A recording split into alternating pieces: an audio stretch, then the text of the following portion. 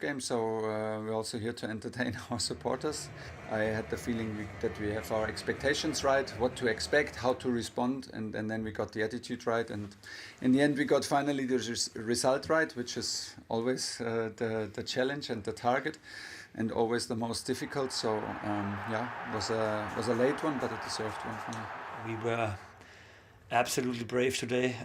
We did a good job. I'm very proud from the way we played today. I think super intense, first half up and down, but in the end it was the red card, the decisive moment. The guys did a really good job against the Champions League winner. I mean, yeah. You had a goal disallowed, you had a chance in the second half, so you must have been delighted to score such an important goal. Yes, of course. I think first of all, my first goal in the season. I think I had the last games was not so easy for me because I don't start so regularly, but at the end I think it was not only important for me, it was important for the whole team to come back after 2 defeats.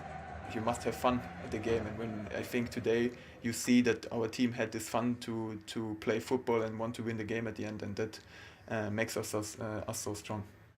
Yeah, important goal for Werner and an important win for Chelsea, Ian, as well, after a difficult week.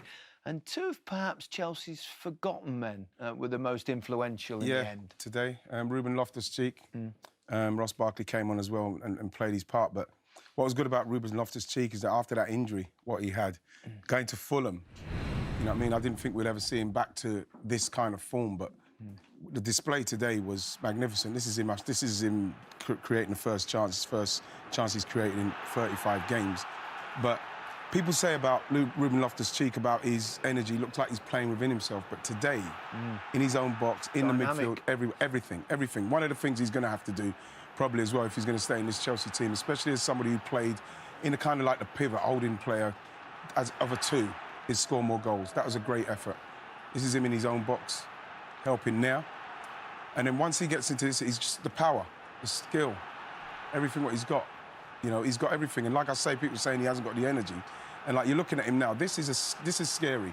Looking at a Ruben Loftus-Cheek, it looks to me like he's got the fire in his belly back. You know, he's dangerous because look at the strength, the skill. He's away. Great passing, gets it back again. Bam, foul.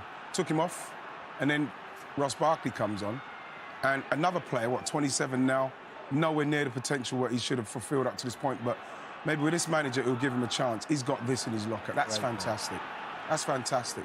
And you're hoping that in this side, with this manager, he can be somebody that can finally unlock these two players, because they are two exceptional players.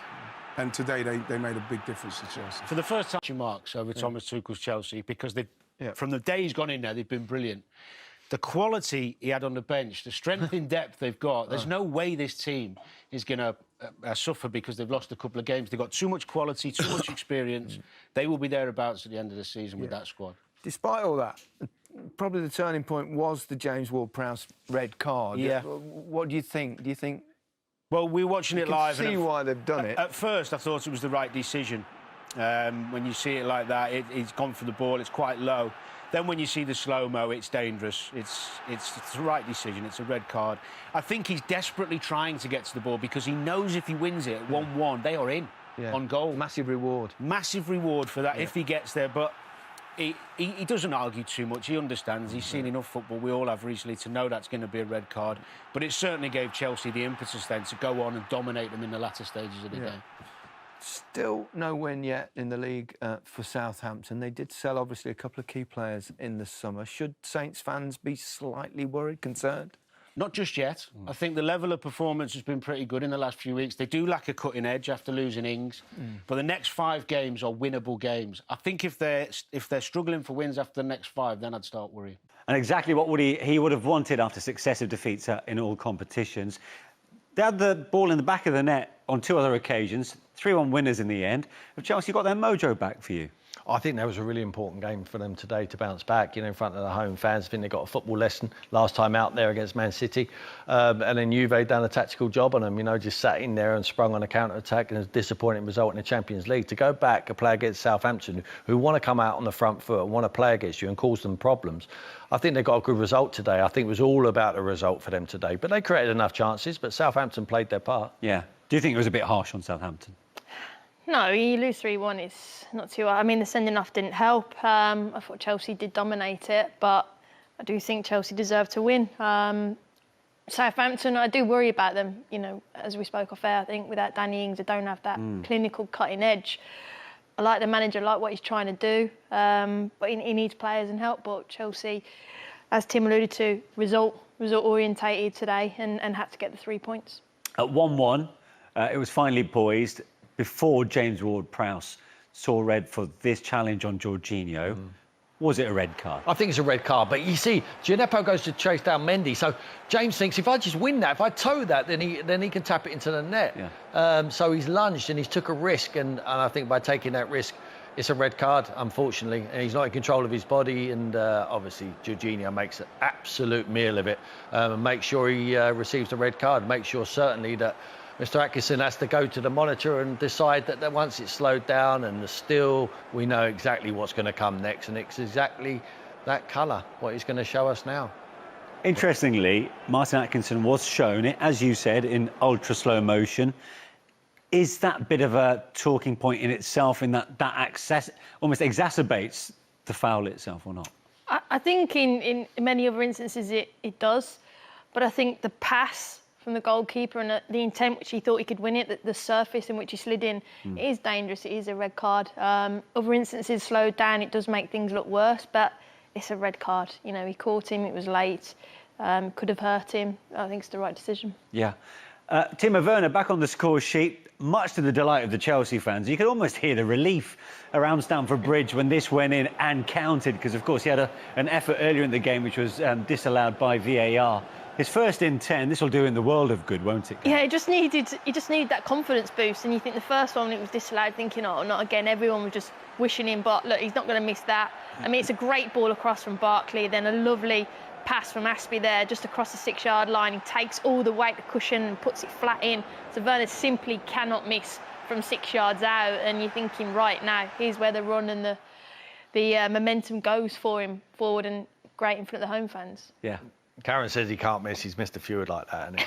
I mean, can't miss any more. I was desperate for his sake to put that in the net, and that's such a massive goal, you know, to take him ahead. But credit to Ross Barkley, you know, no game time. He's come on there, grabbed the ball, you know, and he tried to get on the ball as much as he could, and it was a wonderful pass to Azpilicueta. Yeah. And I mean, he just takes the weight off it and just puts it on the plate for him. But I was also looking at Lukaku there. It was great to see Lukaku, because he's had a chance as well with the next goal we're going to see. But he's a real team player, Lukaku. He hasn't scored in 5. But for me, he just wants to succeed, and he wants to win that Premier League. And I look at things like that, and I think it's huge for him to celebrate with his teammate. Yeah, now this is interesting, because we watched this one together. This was Ben Chilwell scoring when Chelsea had 3 bites at the cherry. Yeah. He eventually got it in from the narrowest of angle. And your immediate reaction, I remember, Tim, at the time was, oh, my goodness, how's Lukaku even missed that? But I suppose with your manager specs on, you were delighted to see him actually join Chilwell as part of the celebration. He would be devastated that he hasn't been able to score there. So will Azpilicueta. But you look at the way he celebrates after, because when the goal line technology quite rightly rules that as a goal, the celebration is fantastic. And he's all over Chilwell, you know, celebrating with his teammates, because he knows that's the game over, and that's maximum points to what they want to achieve, which is to lift that great trophy. Yeah. You mentioned no goal in 5 for Romelu Lukaku. It's all gone a little bit quiet from that perspective. Why is that? Again, I think they don't find him quick enough. I think, again, they're still getting used to him. You know, when he first come in, he hit the ground running.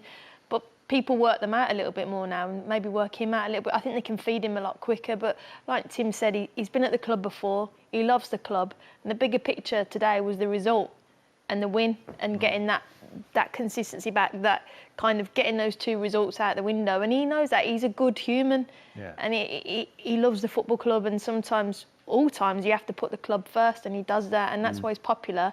But they need to find him a little bit quicker, punch it to him a little bit quicker. I think the rest of them have to step up as well. Like Werner getting that goal there gives them a lot of confidence. Mason Mount is a huge player for them. When he came onto the pitch today, he changed it. Everything changed. He looks to play progressively forward. He will look for Lukaku. When he was fit, early part of the season, Lukaku was scoring. Yeah. He's had a few games out. I think they miss him. They miss Pulisic. They need to get him back. Ziyech and Havertz just haven't done it. Yeah. For Southampton, you spoke about the concern for them. Taking into consideration the last 2 games of last season, it's no win in 9. What happens now with Ralph Hasenhüttl in this international break? How does he turn things around? Well, look, I think he's just got to press the reset button. He's been there before when they've had difficult moments, and he's a top manager. They play a very progressive way. They just need to be more clear. When you lose someone like Danny Ings, who's been there a long time, and the way they played, he's irreplaceable. And Armstrong's come in from the Championship, and that's a big step up for him, and in a pressurised team, because they have to put so much on him. And Che Adams and other players as well, Nathan Redmond, they've all got to chip in more if he's not there. So they're just lacking it in the final third, and that little bit of belief. Yeah, lost Vestergaard as well, which is a huge blow. You know, he scores goals as well, Vestergaard, from set pieces. Ward-Prowse is still there, you know, signed a new contract, will always score. I think he's a talisman, even though he gets a red card there today. I think Karen's absolutely right. Need to find a goal scorer. They're not easy to find. I mean, he must be frustrated, Ralph Hasenhüttl, that his best players, 2 of his best players, have absolutely left the football club. You know, left him in a little bit of trouble. But you don't hear him crying about it. He just sticks to the guns, gives the confidence to the players who are in the dressing room and who are getting the shirt on to go out onto that pitch. I love him as a manager. I don't fear for them. I don't see them pushing towards Europa League or anything stupid like that. But I think they'll be around